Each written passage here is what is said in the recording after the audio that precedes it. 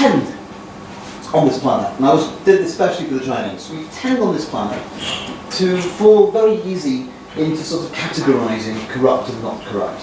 One of the organisations that seem to have a monopoly on telling us, and I've always found pundits and people annoying, is Transparency International. Now, I read their website this morning, so I don't want to, because I was thinking of slating them off, and I think, no, they actually said their corruption perception index should never be interpreted as an indicator of how corrupt the country is. And then they because they've had a lot of criticism from people like me as well, it's about perceived public levels of corruption, but that is not how people believe it. For example, people just go, that's the ranking, 2012, China comes in at, I can't remember, China comes in at 94, China comes in at 80, India comes in at 94, so those countries are really corrupt. United Kingdom and Norway, where actually my wife lives, and I live some of the time, is not corrupt at all. And I love the way that people just latch onto this and go, okay, so that's where we've got to put our anti-fraud effort in our organisation, in our businesses in China, in Nigeria, in India, and we don't have to worry about those other areas. Then I said, hang on a second, I'm an accountant. What are they doing?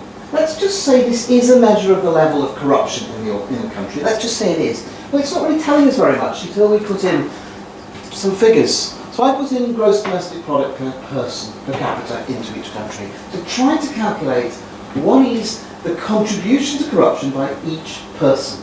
And of course countries are different sizes, so we have to do it per capita. And this is what's interesting. If you have Nigerians or Chinese in your audience, they will laugh at this point, because those are the figures for a very perceived corrupt country and a very clean country apparently, and the United Kingdom in the middle. And then we say, okay, we know the UK calculated is 5% of gross domestic product. The National Fraud Authority are pretty sure of that. They say about 60% is private, 65% is private, 30% is public, a little bit more, and a few percent is scams and things. But basically, they worked it out. So the absolute cost, and this is why the Nigerians and some of the Chinese will start laughing, because the absolute cost, even if Nigeria was, say, 50%, is less. So the absolute cost, Britain is, by that model, much more corrupt. And China's corruption level will fall in the next few years, perceived, and its GDP per capita will increase.